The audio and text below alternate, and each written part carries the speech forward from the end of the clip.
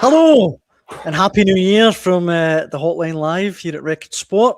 My name is Daniel Cohen. Delighted to say I'm joined by the one and only Keith Jackson. Keith? Oh, Dan, what a start to the new year. I know. Scottish football, it just keeps delivering, doesn't it? Sometimes it delivers stuff that people don't want, but in terms of news stories and drama, you know, it's pretty incredible. That's just been another incredible 24 hours. And even just before we come on the show, there was another breaking story, wasn't there, Dan? There certainly was. I mean, in the comments already, Mark says even a welcome back to the madhouse, which I think sums it up well. We will talk about it a bit later, but Aberdeen have sacked Jimmy Thelin after 18 months in charge at Aberdeen. As I say, we'll go into it a little bit more in depth later on. We will also hear later on from Record Sports' Andy Newport in regards to Rangers yesterday. He was at the game. And what else are we going to talk about? I feel I'm forgetting something here, Keith. Yeah. Something else later on. It's a good start to the new year, isn't it? Do you know something that I wasn't really listening to either? Do you know why?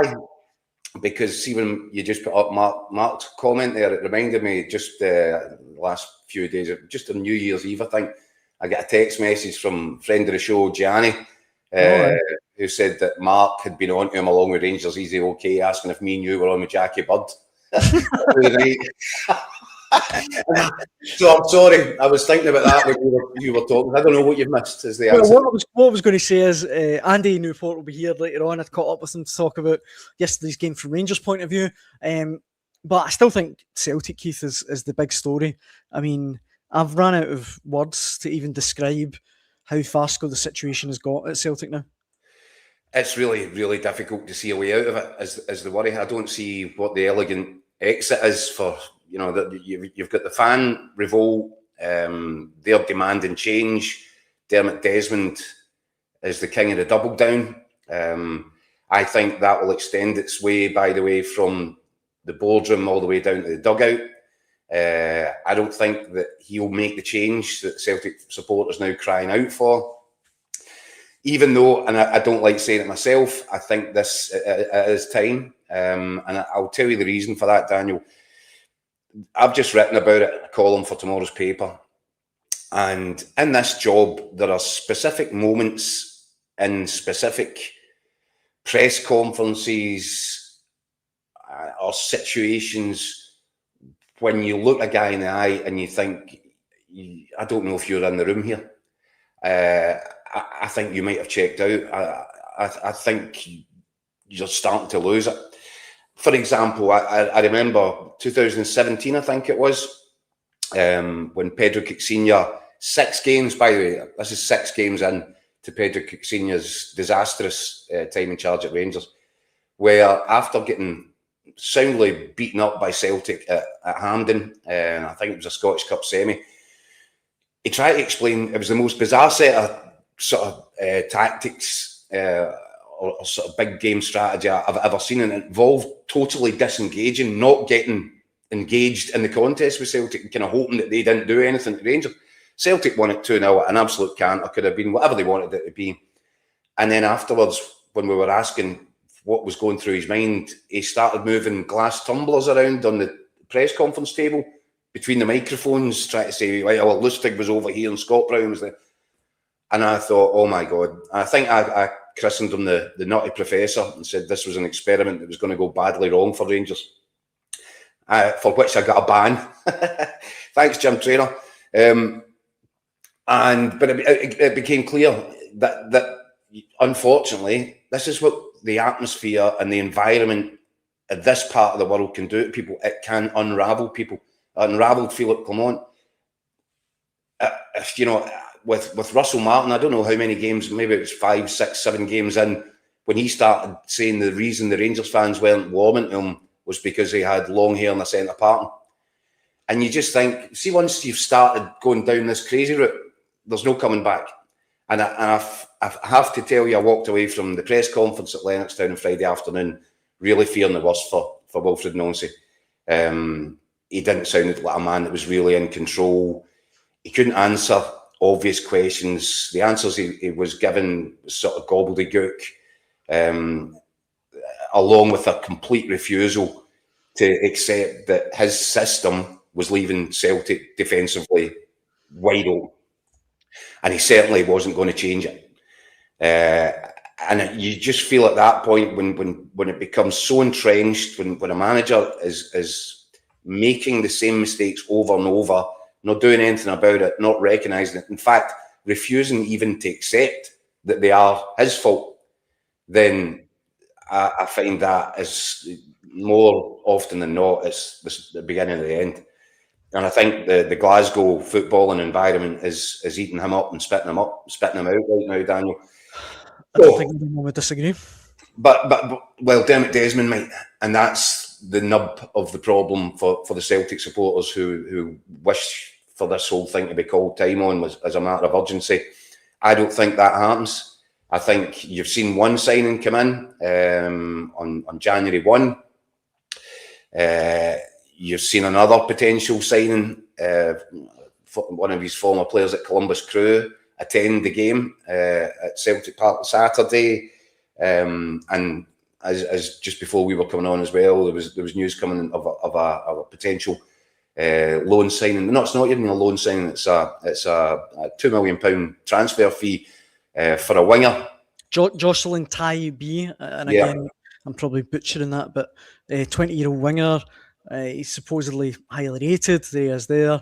But yeah, apparently that's on the cusp of being done. So that tells me, by the way, I'm struggling a bit because I'm not sure that Wilfried Nancy even likes playing with wingers, but there you go. Who knows? That's a good point now. But it does suggest that Celtic are pressing ahead with their plans for January. I think that Dermot Desmond will double down on this, as he usually does. He's got form for it.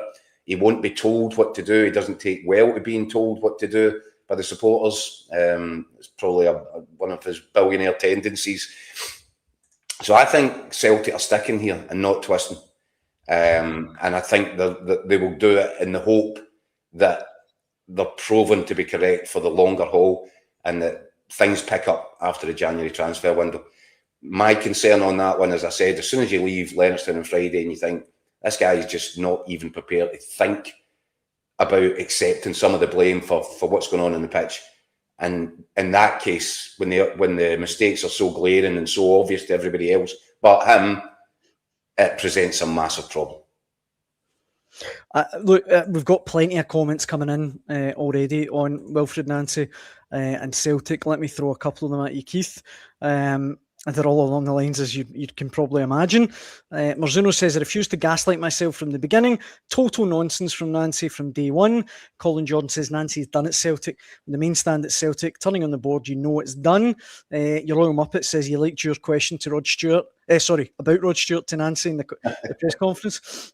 Craig, I was going to follow that up by saying, do you want to send a message back to Rod? What do you think of his music? I thought it was neither the time or place, and I could see that Big Wolf, that he was starting to get a bit angry. I didn't think it was a time for jokes. Aye. Craigie says, if Nancy isn't sacked tomorrow, we'll finish fourth this season. And somebody else in the comments, I've lost it now, but I says, only Trump can save us. I think he wants Trump's next extraction to be Wilfried Nancy, which would be pretty remarkable, but don't rule anything out. Marzuno points out, remember Martin needed police protection when he lost one league game in 3 months. Alistair says, get Nancy out right now. Won't be back till he's gone. 27 years season ticket holder. Rebel says Hibs and Motherwell will catch Celtic as well in the next month. That's extremely possible, by the way. How on earth, right, could they... I mean, I don't deny that you're right. They are going to double down and stick with them. But how can they? I mean, this is just getting ridiculous now. Because to do anything else would be to accept that they are culpable for this, that they've made the mistakes. So, and if you do that, you're going to have to sack Paul Tisdale, which is probably a very good idea as well, but I doubt it. So Tisdale is clearly orchestrating the moves in the transfer market in conjunction with Wilfried Nancy. They've got Wilfried Nancy's stamp on them. It feels to me as if the Celtic fans are are going to have to just lump this for a while and hope that it comes good. And maybe there have been some signs as well, because it's not all black and white. Wilfried Nancy has been talking about he's seen some good stuff. I find that difficult to follow, to be honest. But there have been games, I guess, against 10 men Aberdeen, for example, who have just sacked their manager, that when it works, it could work well. But I just can't get away from the fact that even if you're attacking teams from all angles, if the defensive structure is one centre half, you will get ripped apart by any team with any sort of quality. And you saw that. Rangers executed it. And by the way, I'm now referring to Youssef Chermiti as a quality striker. He certainly looked at one. Celtic made him look like one at the weekend there. Now, tactically, Danny Rall got his team all wrong. He got his formation wrong. He got his press wrong. The whole balance of the team was out. It was wrong. But he was able, at half-time, to accept that. I think he should have gone sooner, by the way. It seemed absolutely obvious that the change that had to get made. Thelo Ascart was an empty jersey. The shape of the midfield was wrong. He was playing at the point with Colin O'Barron and Raskin behind. It seemed obvious what Rangers needed to do, and it was obvious enough for Danny Rall to do it. Put Diamande on, go into a straight three, press up against Celtic, and that will allow then in turn Mikey Moore to get further up and play into those exact areas where we know that Celtic don't have any defenders. Yeah. And what does it end up? The 3 goals that Rangers get, am I not right in saying on all 3 occasions someone is running directly at Trusty? Pretty much, eh? At one point, Trusty's, for the second goal, Trusty's running completely in the opposite direction. I don't know what he's thinking about, obviously. But that's how open this system is. And Trusty spoke before the game, didn't he? And said, oh, it's great. Actually, I like this system. It gives me the chance to show off my defensive qualities. I bet he's wishing he could take them words back. I know. Well, I mean, Austin Trusty is one of a few people getting it tight in the comments section. I mean, how can you blame Trusty though? That's what I was going to say. David Beattie writes in saying, I wonder what Austin, it's not my pay grade to answer. Trusty thought of his defending for the second goal on Sunday, or was it not his pay grade to cover his right-sided defender? I mean, I take David's point, but I told you, Danny, what did I say? You could sign 3 Paolo Maldinis at his point this January. You play them in that system, they'll get found out. It's as simple as that. And Wilfried Nancy either can't or won't see that and acknowledge it. And that's the root of the problem. He's now looking at a record of 6 losses from 8 games. What more is it going to take? There has to be a little bit. It actually starts to look like selfishness on his part, because he's prepared to torpedo Celtic's hopes of winning trophies this season to fulfil his own principles. That is not management. No. I don't know what it is, but it's not management. So honestly, I feel as if we've not even scratched the surface yet. And I know I've been talking constantly for about 20 minutes, but there's so much to unpack where this is concerned. And what you've got to say about the weekend is that Danny Rall, pragmatic, realises he got it wrong, made the changes, put it right, and as soon as he made those changes, I was going to say Rangers weren't great in the second half, but they were miles better than Celtic. And in the first half, I heard at half-time there was a lot of kind of superlatives flying around, wasn't there, about outstanding Celtic first half? No, I wasn't watching that. I'm not watching the same game. I thought Celtic were way better than Rangers, but that was because Rangers were absolutely abysmal. They were terrible, right? And it allowed Celtic to get a foothold in the game. As soon as Rangers sorted themselves out, Celtic were absolutely swept aside. And in-game management. So even if Wilfried Nancy is not prepared to sacrifice or change, and this is the way he wants to go into games, he has to be magnanimous enough when it's not working out and he sees it's not working out to think, I need to make a change. Instead of that, he wants to die in the hill. And I just don't understand it. For the life of me, I do not understand it. His in-game management has been absolutely non-existent. In fact, his substitutions, more often than not, are making Celtic worse. The one yesterday, Keith, Yang having the game of his life. Taking Yang off the right-hand side. Left wing back. What was all that about? I don't know. I just don't know. Well, look, it's only us two that are here tonight, obviously. I'll tell you this, Dan. I'll tell you this, though. Go on. See, at the end of the game, when he didn't stay to shake the hands of his players and protect them and put an arm around them, and he just headed straight up the tunnel. That was a man who was effectively beginning the long walk on the Green Mile. And I think he knows it now. I can't disagree. I was going to say that it's only us two that are obviously on the Hotline Live tonight, but I did catch up with some of our colleagues, Record Sports Ryan McDonald and Michael Gannon, on the Record Celtic podcast, which we recorded last night after the game. It's out there if you want to check it out. But I thought it was definitely worth getting there. Well, I can't wait to see this. So I won't be taking it well, I'm guessing. Let's have a listen and see. The view from the North Curve. Well, let's have a listen and see what the guys were saying. And the most baffling thing for me as well, and I agree with what we said there, Graham, the most baffling thing for me as well is, Paul Tisdale, I think he's led this along with Dermot Desmond and the board, but they've appointed this man knowing that he was going to implement that 3-4-3 formation, his new system, and they know the personnel that Celtic had available, yet they still went ahead with this appointment. It just doesn't make sense. It's another just catastrophic mistake, one of countless this season. And who's going to take accountability? Who's going to shoulder the blame? We're going to get a statement from Celtic. We might get it at the middle of the night, as they tend to do, because I don't think there's much transparency inside the Parkhead corridors. But it's just, it's just a complete mess. I think, like you say, but you talk about the title race, but I mean, they're 6 points behind Hearts and level with Rangers, with 19 games to go, is it? So I mean, it's 18 games to go. So you're thinking, well, it's all there if they act quickly, have a good window. It should be there. But in the current form, it's relegation form, not title winning form. I mean, 2 wins in 8 games is not anywhere near title winning form, and they are trending in the wrong direction. Can't keep a clean sheet. They're disorganised. I agree with Graham was saying. I think Tom McGregor. This structure is killing them but I think he's not quite doing what his manager wants him to do, because he doesn't believe in what he's been asked to do. I mean, you actually see it sometimes. He's been told to go further up and push up the pitch, but you can almost see him going, if I go any further, I'm killing the guy behind me, because Trusty's behind him on his own. Trusty's run about like honestly like the missus on Christmas Day with Christmas dinner, completely panicking, clashing pans and all that, smoke going off everywhere. He's running about absolutely man possessed.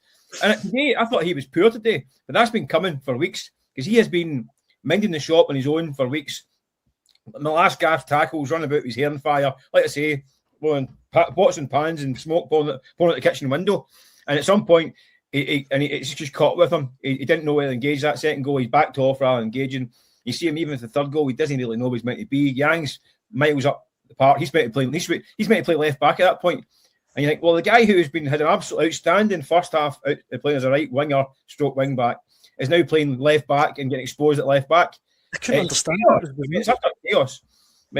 So I mean, it's just that isn't working. But it's put doubts in the mind of guys who do know what they're doing usually.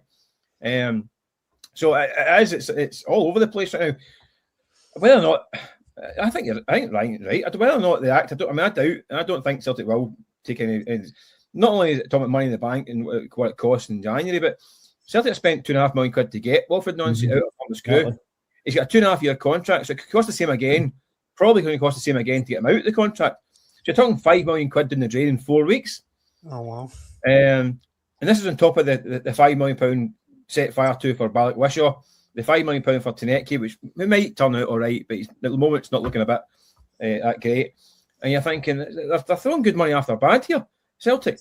And now they've got a transfer window to try and fix things. And the people who are responsible for the previous windows and the manager are going to be in charge of fixing it. So the shoddy guy that left the hole in the roof is going to ask to fix the roof again. We've only got a few. Any wonder people aren't convinced that it's going to happen. We've only got a few minutes left, guys. But you can see in your screen now, if you're watching, Celtic's next 6 fixtures. We were talking before we come on air, Mick, that it doesn't get any easier for them, does it? I mean, that Auckland Talbot game. Every game looks a bit risky now. It's Auckland Talbot away. I mean, I actually think it's if it was at their own ground rather than come up. We're thinking goodness knows what could happen.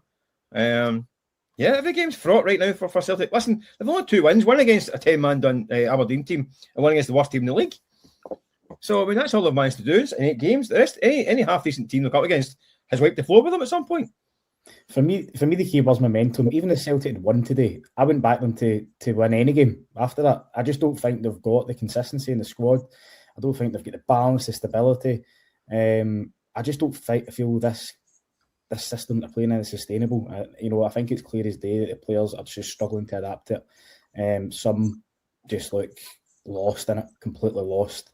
And as I say, you look at those run of fixtures. I mean, I was just looking at the league table there as well. You look at it, Hearts and Rangers combined. Celtic have lost more than Hearts and Rangers combined this season. They've lost more than Hearts and Motherwell combined this season in the league. I mean, it's truly woeful form, absolutely woeful. And you're looking at that table just now. Celtic second. Motherwell must fancy their chance of climbing up that table to second or third. They really must. Hibs aren't that far behind. I know obviously Motherwell and Hibs have both played a game extra, but Celtic are in absolute free fall now, and I just don't know how they arrest this slump in form. I just don't.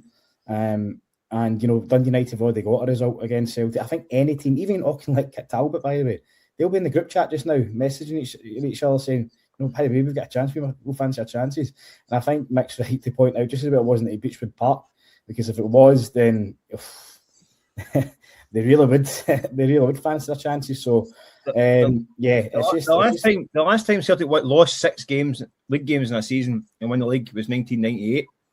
So it's not happened for 28 years, coming up for 28 years. That was the Wim Janssen season. They lost 6 that season. So it doesn't happen very often. If you lose 6 game season, don't win the league.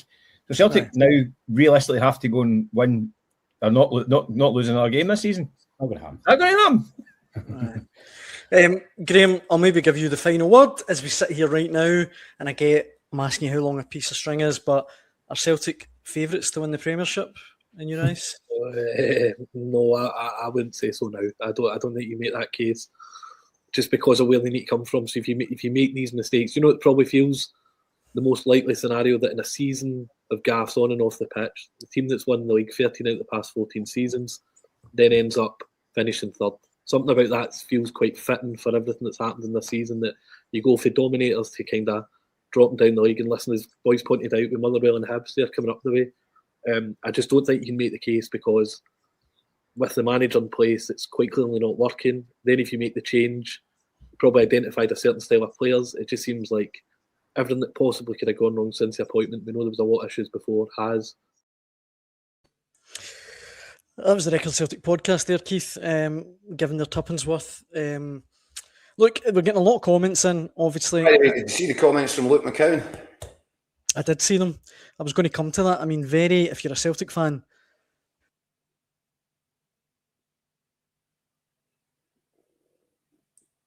Sorry, Dan, I can't hear you, mate. I don't know if you've just put yourself on mute. Sorry, I have a loose connection in my mic that keeps dropping out. Sorry, I think that's very amateurish. Hopefully that's us now. Why would that change in 2026? I was going to say that Luke McCown, I was going to say worried if you're a Celtic fan, but I think we're beyond that now. I thought the comments were... I thought there was just red flags and alarm bells all over the comments. And I think he tried to be...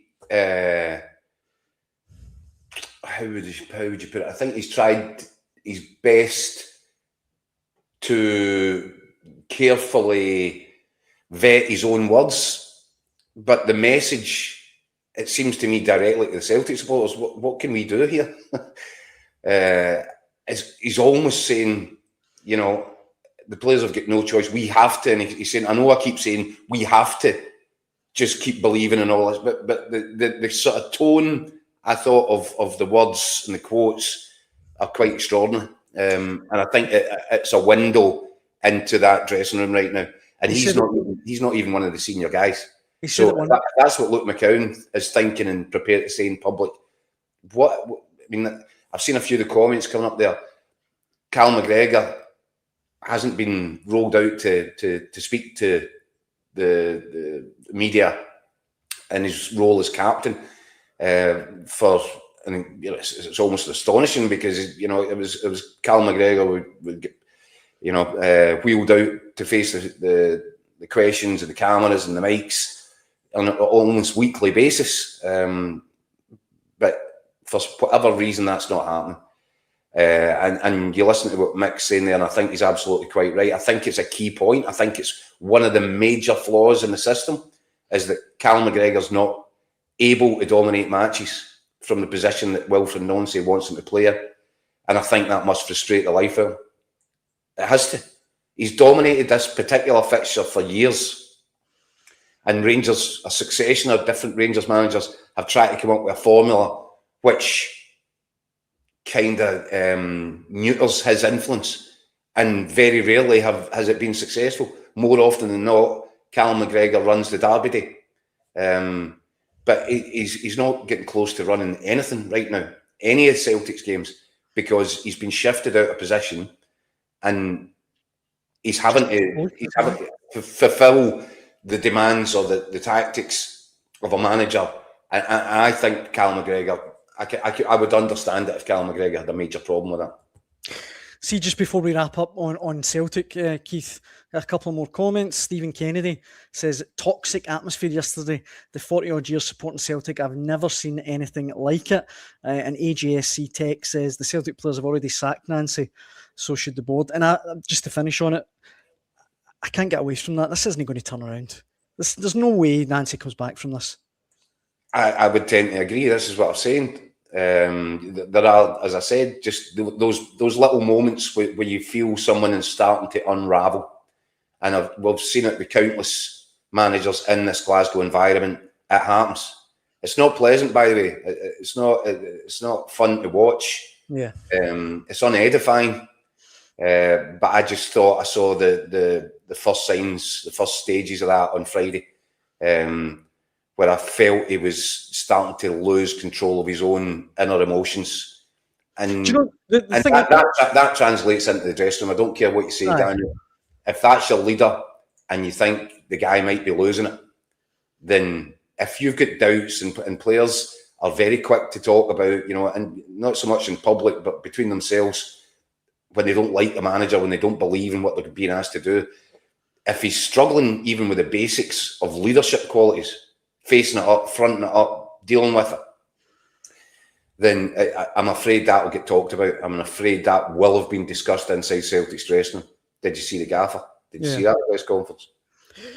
Definitely, right. I mean, I was going to say there that I've got sympathy for him in regards to there's players in the Celtic team that aren't, typically Celtic players. Johnny Kennedy, maybe Ralston, maybe even McCann. But excuse, we know this. What I was going to say is, after 18 goals conceded in 8 games, if you're not changing it, well, can I have any sympathy for you if you're still going with these kamikaze tactics? Look, here's the problem. Here's the problem, Dan, and I think we said this once before. Celtic right now are a weakened, degraded group. Yeah, I think everybody can accept that. The board's mishandling of the transfer market and transfer windows has made sure of it. So, if this is a depleted group of players, and if they're struggling to win matches, when everybody's playing in their own natural position and in a system with which they're familiar and they know that like the back of their hand, how can you expect to move all your square pegs into round holes, give them something completely new, overload them with information and expect different results from what you're getting? And as I said as well, Daniel, yes, it'll be interesting to see when Wilfried Nancy does get his signings in, and I believe that will happen. Then he might be able to turn around and say that we knew nothing and he knew everything. And but even if it does, even if Celtic are sensational after January, the damage that's getting done right now there might be no way back for them. Right. They might have blown this title because of his intransigence. It makes no sense. Obviously, it wasn't a good New Year for Wilfried Nancy, but one guy who did have a good New Year was Danny Rowe. I caught up, Keith, with Record Sports' Andy Newport a little bit earlier on. He was at the game yesterday, and I got his take on Rangers. Should we hear what he had to say? Yep. Let's do it. Joined in the hotline live now by the one and only Andy Newport. Andy, a lot has been made, the fallout from this game regarding Celtic, but what a result for Danny Rowe and Rangers. It's a remarkable turnaround for a team that I think most pundits, most fans, most people in the know sort of given up for dead in terms of the title race. Got to look back to sort of October time, when Danny Rowe came in, a team that's sitting, something like 6th or 7th in the table. I think it was 8 points behind Celtic, 12 behind Hearts, and bit by bit, inch by inch, they've sort of crawled their way back into a title race that, as I said, nobody really expected. So listen, there's still a long way to go. They've got themselves level with Celtic, they're still 6 behind Hearts, but I think there's real belief at Ibrox now that they're in this fight. They can have a say in where the title ends up, and perhaps even for their sake, hopefully get a, perhaps even bring it back to Ibrox. You mentioned there, Andy, the table. It's up on the screen now. Level on points with Celtic. I mean, there's no other way to look at it other than Rangers are in this title race, and if they were to win this Premiership title, I can't recall a more. I don't know. I don't even have the words to describe what it would be like if Rangers won this league. It would be remarkable. It'd be an incredible comeback, but I think it would also tell you something about the quality of the league. As much as it's great to have a tremendous title race this season, I don't think the two third teams, especially, have covered themselves in any huge glory this year. They've both been really poor. Hearts are deservedly top of the table right now, but I think we all knew it was going to be a huge ask for them to go the distance. Listen, they're still the front runners, and they're adding new players all the time. New lad that started for Hearts yesterday, Dutch lad, seemed to really hit the ground running. So I still think Hearts are favourites, but Rangers, with the sort of savvy management that Danny Rowe is showing, if they can get the recruitment right at last, and we know that's the big question mark over this Rangers team, then they might have a say in it. But as I say, I still think they're at least 4 short of having a team that you could confidently say will go the distance. I think they need, as much as Chermiti gets his 2 goals yesterday, I think they probably need a centre forward. Definitely need somebody else in that engine room, as we saw, say Taylor Asgard dragged off after 45 minutes. The booking early didn't help, but honestly showed so little aggression on the ball or off it that it was such an easy decision for Danny Rowe to make, to take him off. Diamandi comes on, but as much as he was good in the second half, he's been really poor in the last few weeks. And also I still think they need a centre back and a left back. So yeah, there's a lot of work for them to be done this month. But if they can get them in, then I think Rangers fans will fancy their chances. But I think without them, obviously, I just don't think this squad's get the depth to go the full season and not have the kind of slip-ups that would count them out of the title race. Is there a wee bit of concern, Andy, from Rangers' point of view, that, and I know you were at the game yesterday, like Celtic were so dominant in the first half, and really on another day it could have easily been 2 or 3 at half time. Is there a wee bit of concern from the first half performance? Listen, I think Rangers from the very first weeks of the season, even under Russell Martin, were giving up opponents far too many opportunities, and that's been a pattern that, while it's improved slightly under Danny Rowe, is still the main weakness. I'm thinking back to when Scott McDermott and I were in the Czech Republic for that game against Pilsen or something like that. I think we were like 5 or 6 games into the season, and Rangers are already giving up 100 shots on goal. That's the sort of pattern that's continued all the way through. I think I've just written a piece for tomorrow's paper about Jack Butland, and just basically how I still think this team could be in a lot worse off without Jack Butland. I think this season could have been an awful lot worse without the goalkeeper. I think he's been terrific. I think he was terrific against Motherwell last week. Terrific again, the midweek game win over St Mirren, saves a penalty. And then, as you say, yesterday, it could have been 3 or 4 without him being on top form. And I don't think Rangers could have any complaints about that, because they were far too open. I think Raskin and Barron really didn't do enough to sort of screen and protect that back four. They were too open. It was so easy for Celtic to play through Rangers. I think that change at half time really solidified them. You saw Diamandi sort of slightly deeper than Taylor Asgard had, and that just walking off those passing channels into Johnny Kenny. Just that's what allowed Rangers to turn the tide. But then you've got to talk about the quality that they showed in the front areas. I'm sure we'll go into, but yeah, I definitely think that it's still the big Achilles heel of this team. Is at times they can be so vulnerable, and unless they can sort that issue out, then as I say, I don't think they can go the distance. I think that's why they need, a real sort of commanding, almost a destroyer in midfield type, somebody who's going to really just do the nitty gritty stuff, and then obviously allow the players further forward. Because right now Rangers are having to outscore teams. Yeah, clean sheets. Again, I think that comes down to Jack Butland of late. I mean, Motherwell probably could have 3 or 4 at Ibrox last week. St Mirren obviously get one, but we should have had a couple more if it wasn't for the keeper. So yeah, that's the main worry for Danny Rowell in the weeks to come. You mentioned going forward there, Andy, and obviously Yusuf Chermiti got 2 goals yesterday and obviously enjoyed every second of it. Have you seen enough from him though to be convinced now that he is the starting number 9 that Rangers need going forward?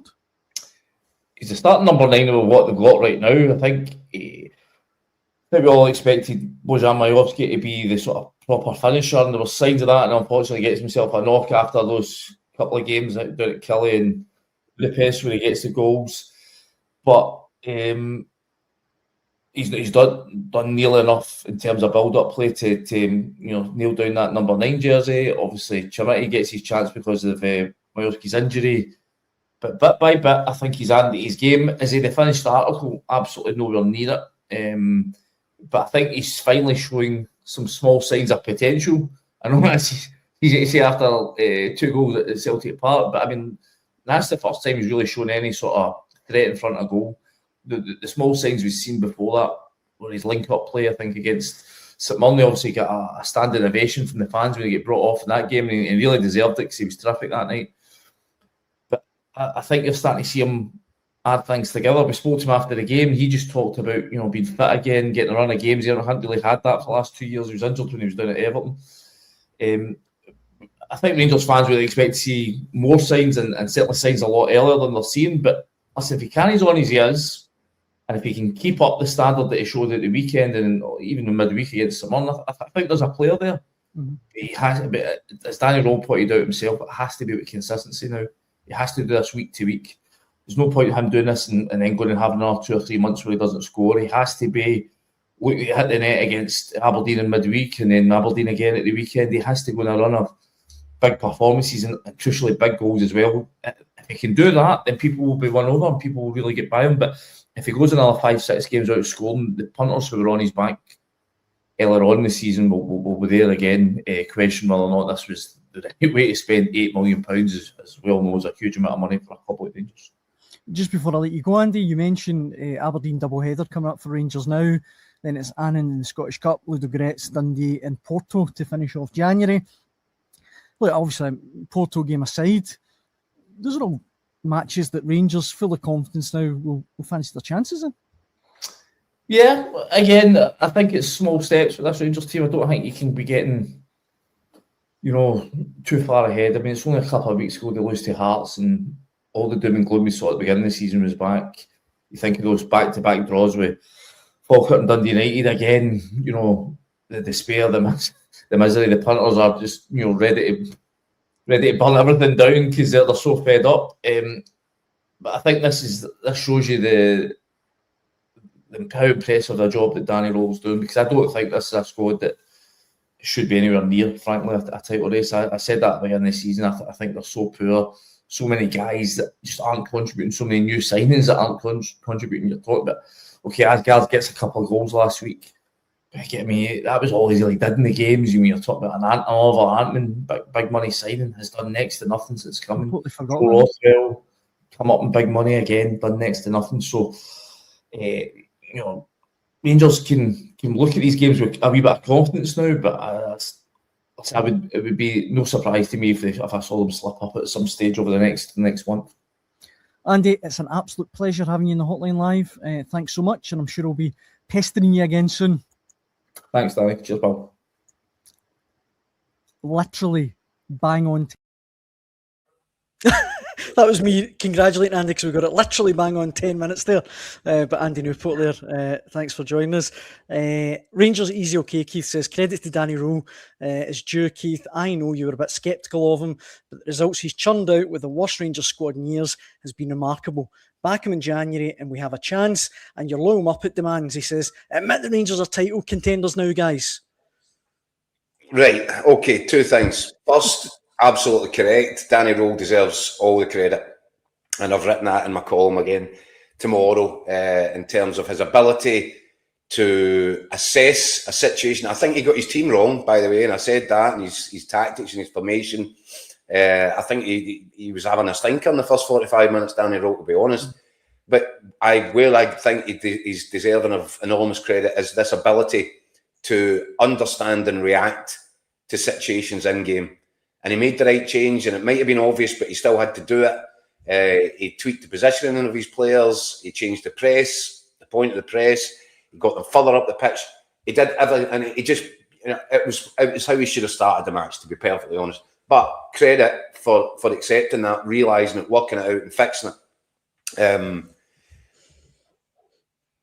The second part of that is 100% he deserves credit for inheriting a group of players who are nowhere near title contenders. And I will reiterate that even now. This group of players that he's working with cannot win a title.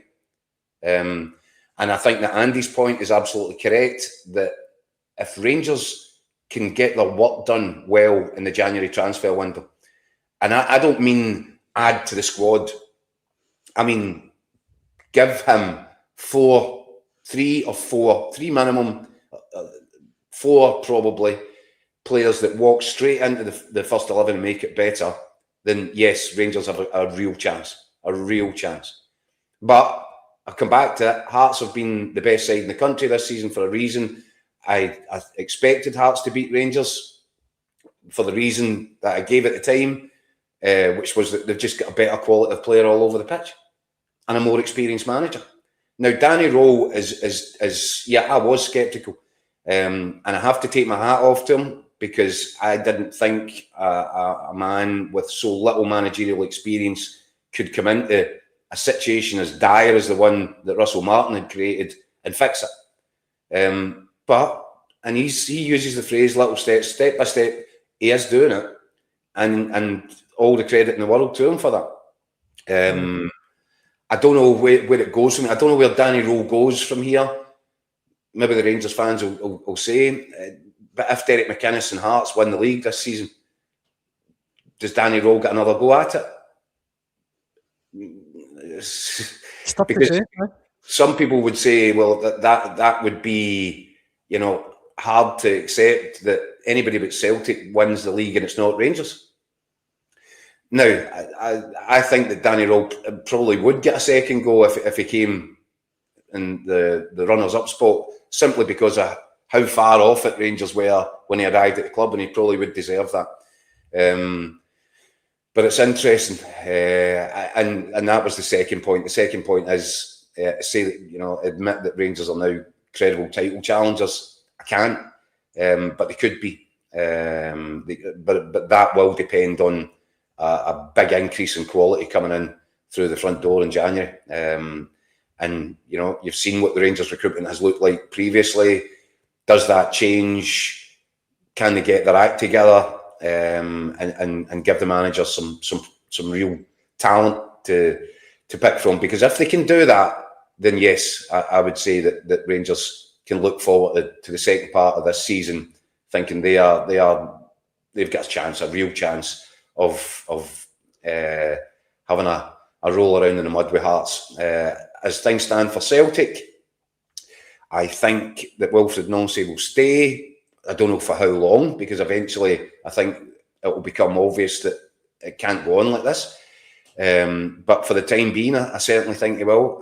For the time being, Celtic will press ahead with the signings that I think Wilfried Nancy has approved.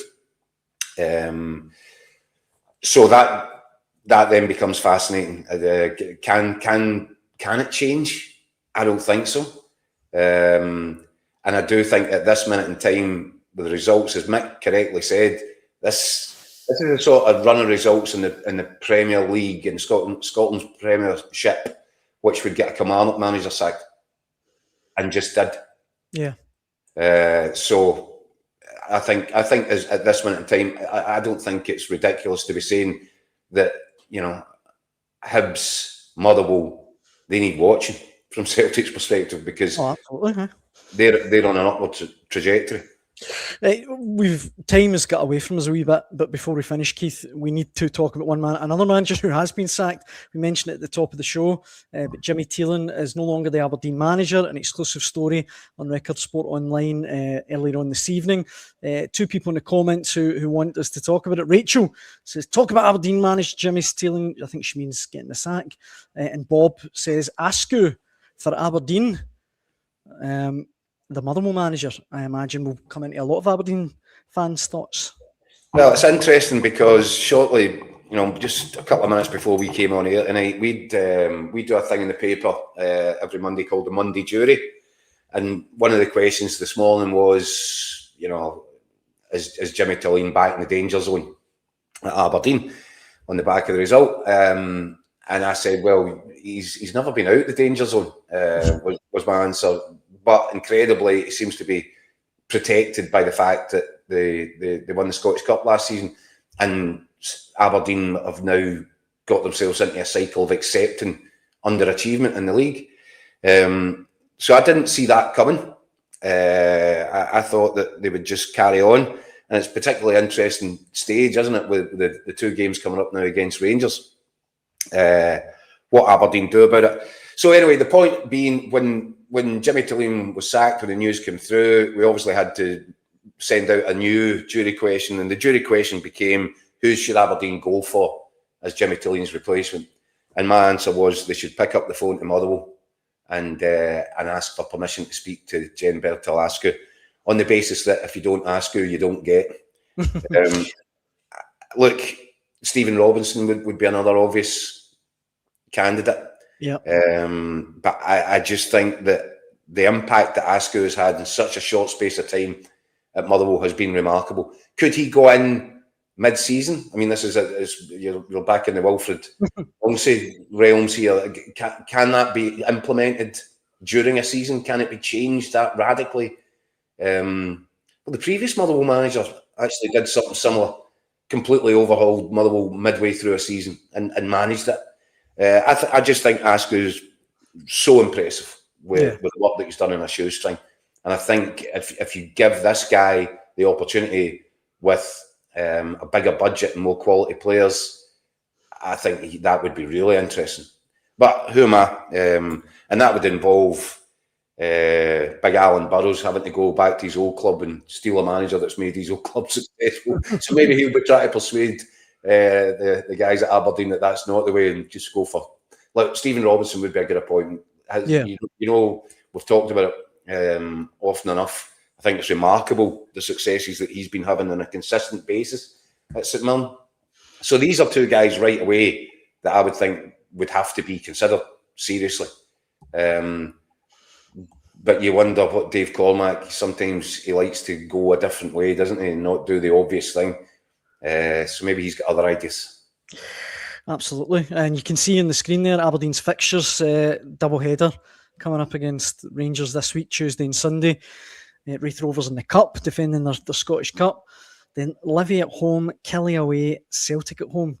So whoever the new manager is, it's not going to be an easy introduction to life at Pittodrie. But I mean, just very briefly to finish on it, do you think it was the right call to relieve Thelin of his 100%. And I know that there was sort of little moments where you think, oh, is he turning a corner? But he turned a corner and walked straight into a bus.